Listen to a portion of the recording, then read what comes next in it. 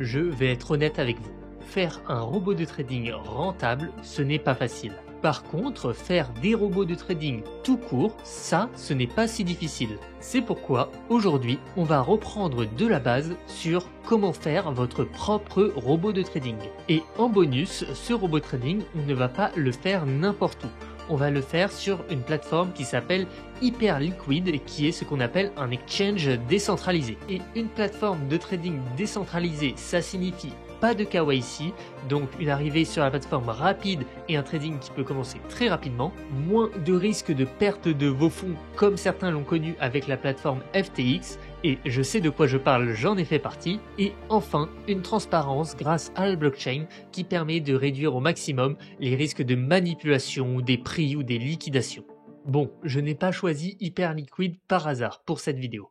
En effet, si vous avez suivi l'actualité, Hyperliquid a récemment fait l'un des plus gros airdrops dans le domaine des cryptos avec certains utilisateurs qui ont touché plusieurs dizaines voire plusieurs centaines de milliers de dollars. Et le projet avec son token, le HYPE au global, se porte aujourd'hui à une valorisation de plus de 4 milliards de dollars. Malheureusement, je n'ai pas fait partie de ces utilisateurs qui ont touché un beau chèque, mais toute cette effervescence m'a fait m'intéresser au projet. Et j'ai trouvé en Hyperliquid une plateforme qui avait toutes les fonctionnalités dont j'avais besoin pour faire des robots de trading. C'est-à-dire une plateforme sur laquelle je peux faire des futurs, donc parier à la hausse mais également à la baisse, une API à disposition qui permet à un programme de communiquer avec la plateforme, c'est majoritairement ce dont on va avoir besoin ici pour créer un robot de trading, et enfin un accès à des sous-comptes qui vont permettre ainsi de pouvoir séparer les comptes avec une répartition de un robot de trading par compte. Bon, pour créer un robot de trading, il y a quand même 3 conditions qu'il va falloir remplir. Il va falloir avoir un compte sur un exchange. Ici, on va spécialement parler d'Hyperliquid, mais ça pourrait s'appliquer également sur BitGet par exemple. Il va falloir un compte sur Hyperliquid grâce à soit un email, soit un wallet. On va voir ça ensemble juste après. Ensuite, sur cette plateforme, donc sur Hyperliquid, il va falloir déposer des fonds. Sur cette plateforme, cela se fait grâce à un dépôt d'USDC sur la chaîne Arbitrum. Également, on va y revenir rapidement. Et enfin, la dernière étape, c'est d'avoir les règles de la stratégie qu'on veut mettre en place. Aujourd'hui, on ne va pas s'embêter avec des stratégies très compliquées, on va faire des exemples très basiques, mais le mieux pour faire un robot trading, c'est vraiment d'avoir en tête les règles de la stratégie, mais également, et ça c'est vraiment quelque chose qui est quand même beaucoup mieux, c'est de l'avoir backtesté cette stratégie, c'est-à-dire d'avoir testé les résultats de cette stratégie sur le passé. Si vous n'avez encore jamais utilisé la plateforme, je vous conseille grandement de passer par le premier lien dans la description, qui est un lien d'affiliation qui vous permettra notamment lors de vos inscriptions d'avoir une réduction de frais de 4% à vie. Et ça, vous le verrez notamment si vous faites des backtests, mais les réductions de frais sur le long terme, ce n'est vraiment pas négligeable. On peut y gagner des centaines, voire des milliers d'euros. De plus, ça soutient notre travail, donc c'est vraiment quelque chose de gagnant-gagnant. Il vous suffit de cliquer sur le lien, vous voyez, et vous allez vous retrouver directement sur cette page. You are invited to Hyperliquid from the referral code CryptoRobot. Et là, il vous suffit de cliquer sur le petit bouton Connect. À ce moment, on va vous proposer plusieurs options. Donc moi, ce que je vais vous recommander, si vous n'avez pas l'habitude, je vais vous recommander d'utiliser un email. C'est très simple, vous rentrez votre email, vous allez recevoir un code de confirmation et à partir de là, vous êtes connecté, vous pouvez vous reconnecter comme ça, il n'y a même pas besoin de mot de passe. Ce n'est qu'un email avec des codes de confirmation à chaque fois qu'on se connecte. Si vous avez plus l'habitude d'utiliser notamment des wallets comme Trust Wallet, MetaMask ou Rabi Wallet, là, je vous recommande plutôt d'utiliser les wallets, ils sont faits pour ça. Mais si vous n'avez pas l'habitude, ne vous embêtez pas trop, utilisez les emails, ça vous évitera de faire des bêtises. Ici, il vous suffit donc de taper votre email, hop, par exemple, on va mettre celui de CryptoRobot, et vous faites ensuite Submit. À ce moment-là, on va vous demander un code de confirmation. Par mail, vous allez donc recevoir un code à 6 chiffres. Il vous suffit de le rentrer sur cette page. Il vous suffit ensuite d'accepter les différentes conditions. Si vous voulez vous amuser à les lire, ça vous regarde. Il suffit ensuite de faire accepter et ensuite de faire bien Join with Code CryptoRobot.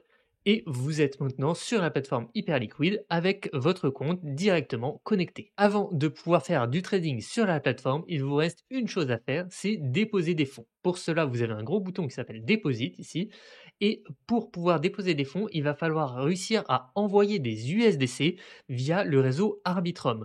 Donc cela, ça va se faire assez simplement si vous avez un compte sur n'importe quelle plateforme d'exchange, par exemple BitGet, Binance ou n'importe quelle autre, sur lequel vous allez pouvoir en fait acheter des USDC, potentiellement à partir d'euros, et une fois que vous avez ces USDC, vous pouvez les envoyer vers Hyperliquid.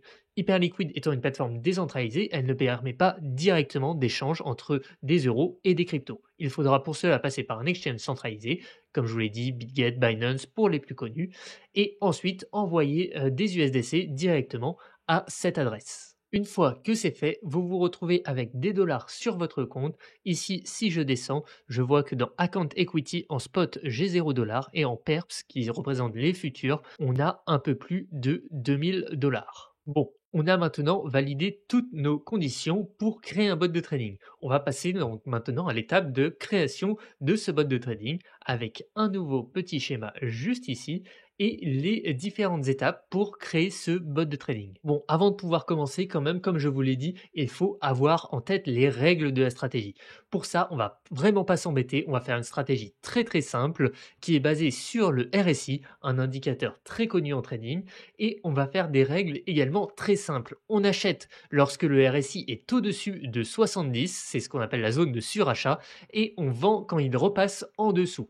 Et malgré tout, cette stratégie très simple, vous voyez, a eu des très bonnes performances sur le passé, hein. Ici, on parle quand même d'une performance sur Bitcoin de plus de 441% pour un drawdown qui est la perte maximum, plus ou moins le risque globalement, de moins 18%. Donc c'est une très bonne stratégie. On voit notamment la courbe, l'évolution du portefeuille, qui a vraiment une très belle tête. Et on peut voir un peu comment ça se passe sur TradingView. Ici, j'ai fait un script vraiment tout simple, très basique, qui me permet justement de ce qu'on appelle backtester la stratégie, donc vérifier comment elle s'est comportée sur le passé. Mais tout de suite, maintenant, on va voir comment on pourrait mettre en live ce genre de stratégie sur une plateforme décentralisée comme Hyperliquid. Pour faire votre premier robot de trading, aujourd'hui, on va utiliser un langage de programmation qui s'appelle Python. Python, c'est un langage de programmation très connu qui est peut-être le plus utilisé au monde, qui est assez accessible. Et d'ailleurs, si vous n'y connaissez rien du tout, je vous conseille grandement d'aller suivre la formation qui est totalement gratuite et open source Python pour la finance que vous retrouverez sur notre site crypto-robot.com. Là-dessus, vous aurez 10 épisodes, on va dire, qui vous permettront vraiment d'acquérir une base en Python et qui vous permettront notamment d'être à l'aise avec ce qu'on va faire aujourd'hui, même si bien sûr, je vais essayer au maximum de vous accompagner. Aujourd'hui, j'ai préparé un petit code open source que vous allez pouvoir récupérer et qui va nous permettre notamment de très facilement interagir avec justement l'API de Hyperliquid qui va nous permettre via un programme de passer des ordres, de regarder notre balance, enfin tout plein d'informations qui vont nous être absolument indispensables pour créer un robot de trading. Donc notamment si vous n'avez jamais utilisé Python, vous pouvez aller voir le premier tutoriel Python et VS Code l'installation dans la formation Python pour la finance. Une fois tout cela fait, vous pouvez descendre. Il n'est pas très important de regarder le code qui est fait. C'est vraiment un code qui va justement vous faciliter l'interaction avec Hyperliquid sur lequel j'ai passé un peu de temps. Mais nous, justement, une fois qu'on va utiliser ce code, on va passer très peu de temps pour créer nos robots de trading. On va donc passer directement à cette cellule sur laquelle, vous voyez, on va nous demander deux informations, la public address et la private key. Alors, pour la public address, rien de très compliqué. Il vous suffit de cliquer là-dessus et de cliquer sur le petit bouton copie pour copier l'adresse. Hop, on va revenir sur notre code et on va la coller directement dans public address. Ensuite, pour la private key, c'est très important, ce n'est pas directement la clé privée de votre wallet car cela poserait des gros problèmes de sécurité en donnant accès à tous vos fonds à partir du moment où vous disposez de la clé secrète. Non, ici ce qu'on va faire, c'est qu'on va aller dans la petite flèche ici et cliquer dans API. Dans API, ici, vous allez pouvoir créer, on va dire, des clés privées qui vont donner accès justement à votre compte Hyperliquid pour le trading. Mais cela ne va absolument pas permettre des dépôts ou des retraits. Donc ça, c'est un gros avantage justement de sécurité de ne pas avoir besoin de la clé privée du wallet en général. Et donc ici, ce qu'on va faire, c'est qu'on va lui donner un nom à cette clé qui va être générée directement. Et pour cela, on va par exemple l'appeler tuto YouTube. Ensuite, une adresse, vous pouvez cliquer sur générer, ça va générer une adresse. Ici, cette adresse n'est pas vraiment importante. Et vous faites autoriser API Wallet et là, ce que ça va vous faire, c'est que ça va vous donner directement une clé secrète. Pour ce faire, vous allez devoir valider pendant combien de jours cette clé API est valide. Donc moi, par exemple, ici, c'est pour le tutoriel, je vais mettre un jour et elle sera même supprimée avant la sortie de la vidéo. Donc comme ça, je vais pouvoir vous la montrer. Mais là, vous voyez que vous allez avoir en dessous votre private key. Ça, c'est très important. C'est justement ce qui va vous permettre d'autoriser votre portefeuille à faire des transactions, faire votre robot de trading, demander de faire des transactions sur votre compte Hyperliquid. Donc là, vous pouvez cliquer sur le petit bouton copier et faire authorize. Hop, là, pour moi, ça va me demander une signature au niveau du wallet, mais potentiellement, ça doit être autre chose. Si c'est par email, je pense que ça va vous demander une confirmation par email ou quelque chose comme ça. Et une fois que c'est fait, vous pouvez retourner sur le code ici et coller la private key. Ensuite, on peut revenir sur notre code et commencer ici par exécuter toutes les cellules. À ce moment-là, on ne va faire appeler qu'une seule fonction qui s'appelle load market, qui va nous permettre ici de charger tous les marchés. Et on voit notamment, par exemple, le premier marché BTC USDT sur lequel on va avoir pas mal d'infos dont on ne va pas se servir directement, mais qui va être utile au code en général. Maintenant, si on revient à notre petit graphique sur comment faire un robot de trading, eh bien, en réalité, ce n'est pas très compliqué. Il y a plusieurs étapes. La première d'entre elles, c'est de récupérer les données de prix. En effet, on va faire un robot de trading donc basé sur un indicateur, comme on l'a vu, le RSI. Et pour calculer les informations de ce RSI, il va d'abord falloir récupérer les données de prix, donc ce qu'on peut voir comme étant les bougies, et c'est ce qu'on appelle les données OHLCV, qui sont là pour Open High Low Close. C'est vraiment ce qui représente directement le graphique qu'on pourrait retrouver en fait directement sur TradingView. Chaque bougie est représentée par 4 informations: le prix d'ouverture, le prix de clôture, le plus haut et le plus bas, et potentiellement le volume. Pour ceci, rien de très compliqué. On va venir définir une variable qu'on va appeler df et on va dire qu'elle va venir attendre la fonction getLastOHLCV. Hop, ici, on va venir commencer par mettre notre paire, donc par exemple BTC/USD. On va ensuite venir mettre notre time frame. Donc nous, je crois du coup qu'on était sur 4 heures d'après notre stratégie. Et ensuite, on va venir mettre combien on veut récupérer de bougies. Ici, on n'en a pas besoin d'un très grand nombre. On va par exemple mettre 100.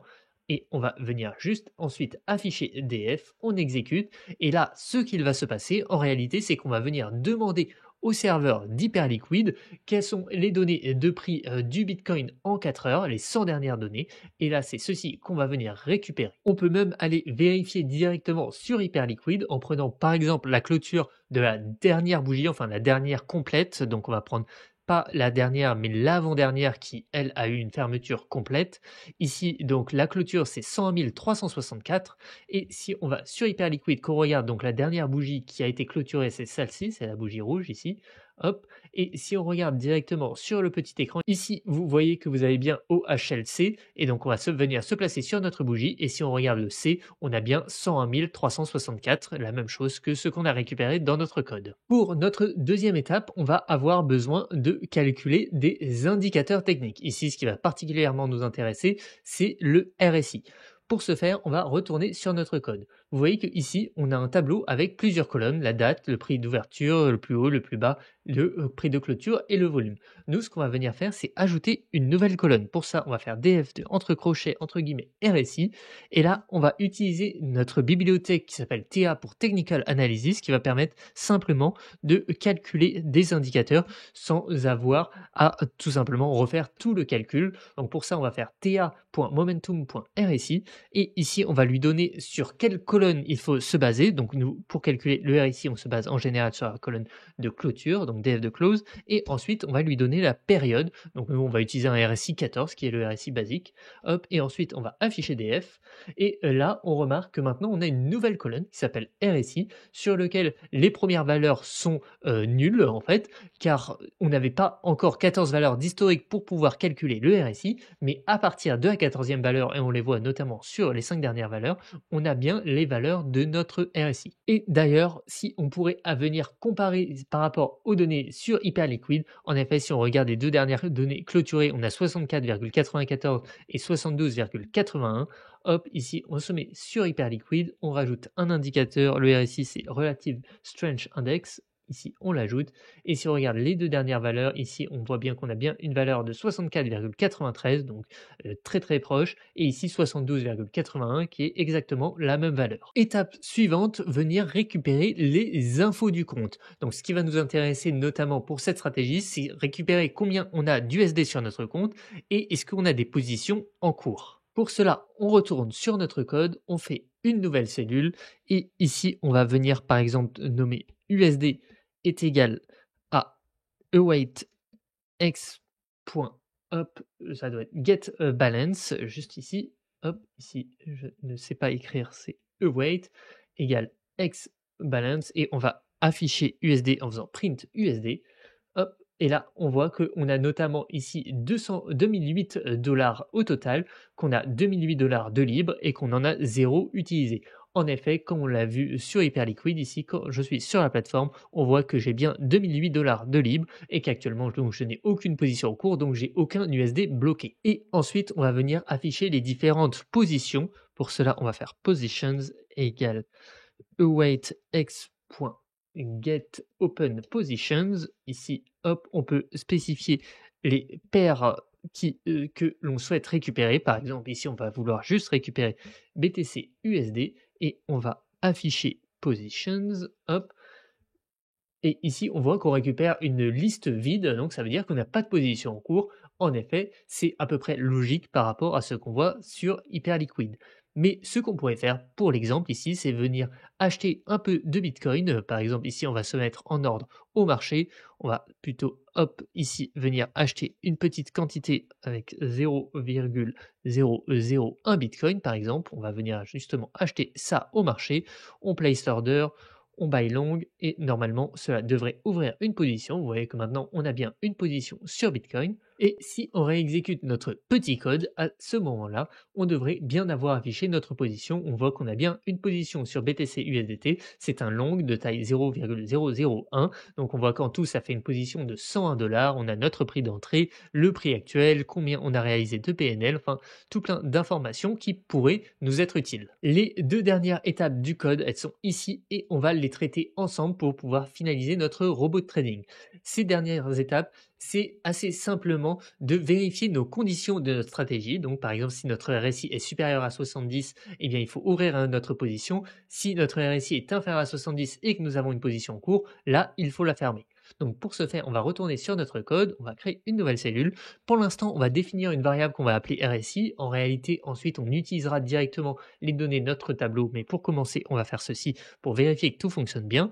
On va dire par exemple que notre RSI est à 50 et ensuite, on va faire des conditions. Donc la première condition, c'est vérifier si on a des positions en cours. Donc pour ce faire, on va vérifier d'abord que notre taille de position, donc if len de positions, est supérieur à 0. Dans ce cas, ça veut dire qu'on a des positions en cours.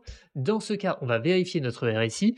If RSI est en dessous de 70, à ce moment-là, eh bien, il faudra dire de vendre. Pour ce faire, on va faire await x place order, voilà. Et ici, il faut d'abord spécifier la paire, donc BTC/USD. Ensuite, le side, donc ici, on va vouloir vendre assez simplement. Ensuite, le prix, ici, le prix, on va faire un ordre au marché, on ne va pas s'embêter, donc on peut mettre none pour spécifier qu'on va faire un ordre au marché.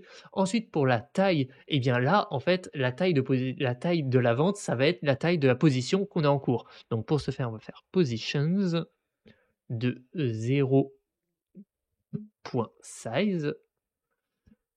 Ensuite, on va avoir le type. Ici, on va faire donc un ordre au marché. Hop. Et enfin, la dernière information qui est importante, c'est reduce. C'est pour spécifier, en fait, si vous voulez réduire la position ou potentiellement en ouvrir une nouvelle. Donc là, on va mettre à true pour dire qu'on veut bien réduire la position. Quand on est sur Hyperliquid, en fait, c'est un petit bouton, vous voyez ici, qui s'appelle Reduce Only, qui explique un peu en quoi cela consiste. Et donc, si on analyse un peu ce qu'il devrait se passer, on remarque qu'on a un RSI à 50, que actuellement, donc on a bien une position en cours, donc on a bien une taille de position supérieure à 0. On passe donc à l'étape suivante. Ensuite, on vérifie notre RSI.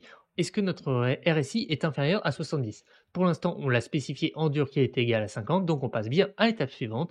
Et donc là, ce qui va venir se passer, c'est qu'on va venir placer notre ordre de vente de la taille de notre position en cours et on va afficher notre ordre. Donc on va exécuter ça et juste ensuite, on va vérifier que notre position sur Hyperliquid va bien se supprimer. Hop, on exécute. Et là, vous voyez, on a vu juste en une petite seconde que notre position s'est bien supprimée car on a tout simplement fermer notre position avec un nouvel ordre. Et d'ailleurs, on peut afficher cet ordre avec l'ID, la paire, et notamment ce qui peut être intéressant, c'est le prix d'exécution. Pour la deuxième condition, il va falloir regarder si on doit ouvrir des positions. Donc pour ce faire, on va faire une autre condition ici. On va dire elif len de position hop, est égal à 0. Donc en gros, si nous ne sommes pas du tout en position, dans ce cas, on va vérifier si le RSI est supérieur à 70 cette fois-ci. Hop, et dans ce cas, on va venir faire un ordre d'achat. Pour ce faire, on va venir récupérer hop, notre fonction pour placer un ordre. Donc c'est bien un ordre sur BTC USDT. Cette fois, c'est buy. On va rester sur un ordre marché. Et là, par contre, on va avoir une petite difficulté. Ça va être de déterminer la taille de notre position. Donc pour ce faire, en fait, on pourrait déterminer ici une variable qui serait déjà en fait le prix du Bitcoin. Car pour savoir combien on doit acheter de Bitcoin, il faut bien définir le prix du Bitcoin. Donc ici, pour l'instant, on va faire une variable, mais en réalité, il faudra ensuite le récupérer directement depuis notre tableau. Donc ici, on va faire BTC Price qui est égal par exemple à 100 000. Globalement, actuellement, on est très proche des 100 000, on a même un peu dépassé. Hop, et d'ailleurs, je ne vais pas le mettre ici, je vais le mettre juste à cet endroit-là. Et également, ensuite, maintenant, pour déterminer la taille, ça doit être relatif à notre balance, car en effet, en fonction de combien on a dans notre portefeuille, cela peut changer. Donc par exemple, imaginons que je souhaite ouvrir un ordre sur BTC de 10% de ma balance. Ce que je vais faire, donc, c'est que je vais dire, hop, que la taille de mon ordre, ça va être USD point total. Hop, donc par exemple ici, à peu près 2000 $ fois justement 10%, donc 0,1. Donc là, ça va faire 200 $. Et en fait, ça, je vais donc le diviser par le prix du Bitcoin pour savoir combien de Bitcoin je dois acheter. Hop, je le divise par le prix du Bitcoin. Je dis que c'est un ordre marché. Et par contre, ici, ce n'est pas pour réduire une position, c'est bien pour en ouvrir une. Donc déjà, la première chose à faire, c'est bien refresh les positions en cours. Donc là, on voit forcément que je n'ai plus de position. On va refresh également la balance. Et donc ici, si je exécute cette cellule, vous voyez qu'il n'y a rien d'affiché, car en effet, ce n'est rentré dans aucune condition. Pourquoi cela? Vous l'avez peut-être compris. Si on regarde la première condition, on vérifie que l'on a des tailles de position supérieures à 0. Eh bien non, ce n'est pas le cas car on n'a pas de position en cours, donc on passe cette condition. On regarde ensuite la condition suivante.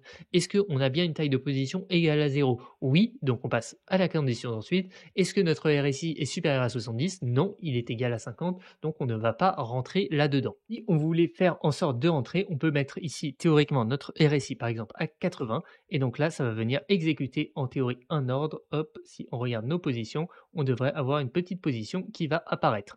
En effet, vous voyez que là, on vient d'acheter 0,002 qui correspond justement normalement à peu près à 200 $, qui représente bien les 10% de mon portefeuille, 10% de 2000. On a bien maintenant notre position et si on regarde notre code, on va voir afficher nos différentes informations. Vous l'avez peut-être compris, mais on a maintenant toutes les étapes pour créer notre robot de trading et on va maintenant juste assembler les différentes étapes. On est bien capable de récupérer les données de prix.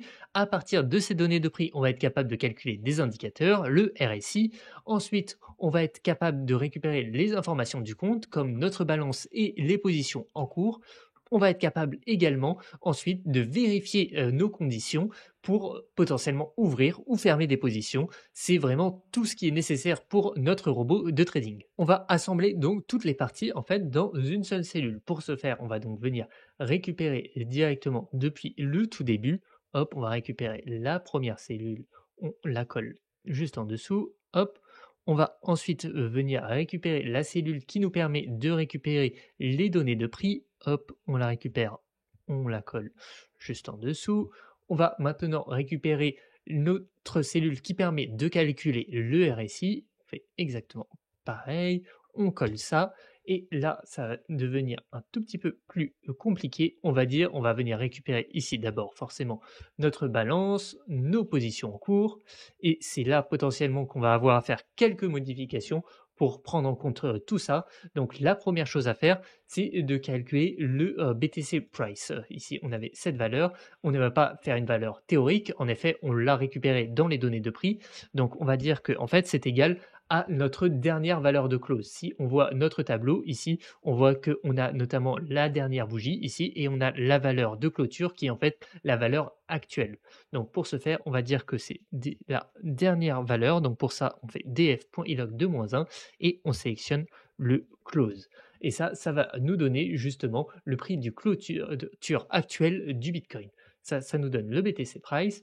Ensuite, pour calculer le RSI, cette fois, on va faire globalement la même chose. On va faire hop ici, sauf qu'on ne va pas prendre close, on va prendre RSI. En effet, on va vouloir récupérer la dernière valeur du RSI. Et d'ailleurs, même, je vais même venir faire une petite modification. En général, ce qu'on va faire ensuite, c'est qu'on va exécuter ce bot de trading en fait à toutes les périodes de temps. Donc, par exemple, ici, si on est sur 4 heures, ce qu'on va faire, c'est qu'on va venir exécuter ce programme une fois toutes les 4 heures.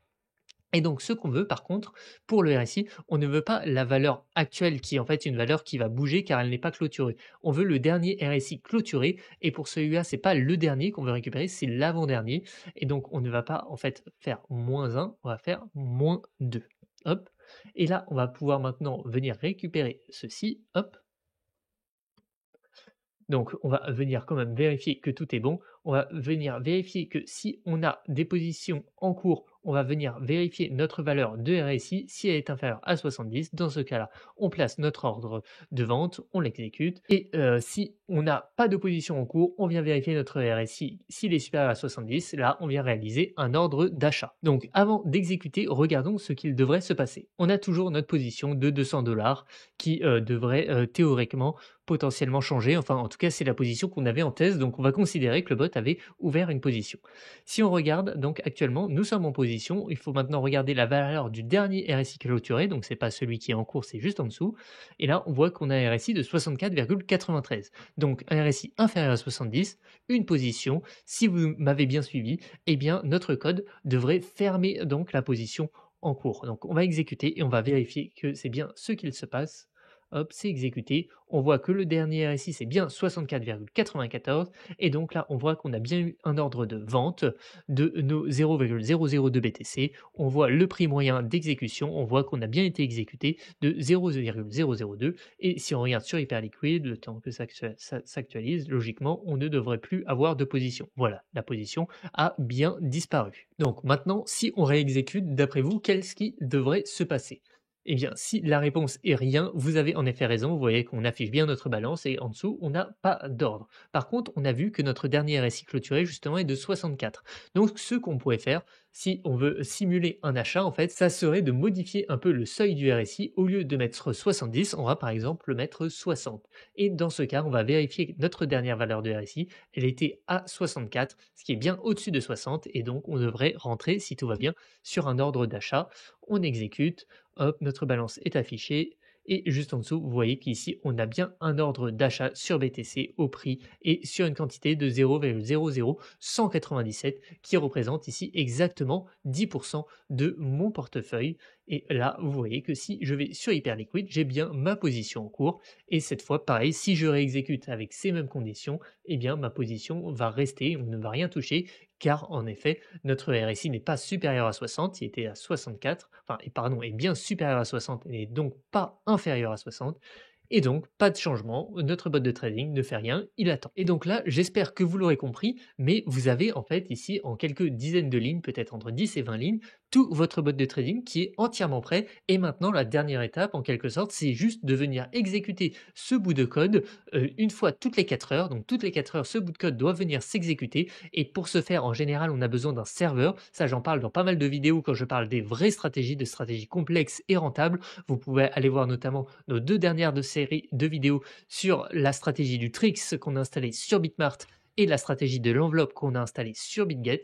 Donc 2 stratégies sur 2 exchanges. Vous avez donc comme ça d'autres exemples, des stratégies complètes. Donc si vous souhaitez soutenir notre travail par rapport à ça, n'hésitez pas à mettre en commentaire la prochaine stratégie que vous souhaiteriez qu'on installe peut-être sur Hyperliquid et également à vous abonner à notre chaîne YouTube. C'est vraiment le meilleur moyen de nous soutenir. J'espère qu'avec cette vidéo, vous aurez appris des choses. Comme d'habitude, tous les codes utilisés dans cette vidéo sont disponibles en description en open source. Si vous n'avez pas encore de compte sur Hyperliquid, n'oubliez pas de vous en créer un avec le lien qui est disponible dans la description. C'est un lien gagnant-gagnant et ça soutient notre travail. Merci pour votre attention et moi je vous dis à une prochaine.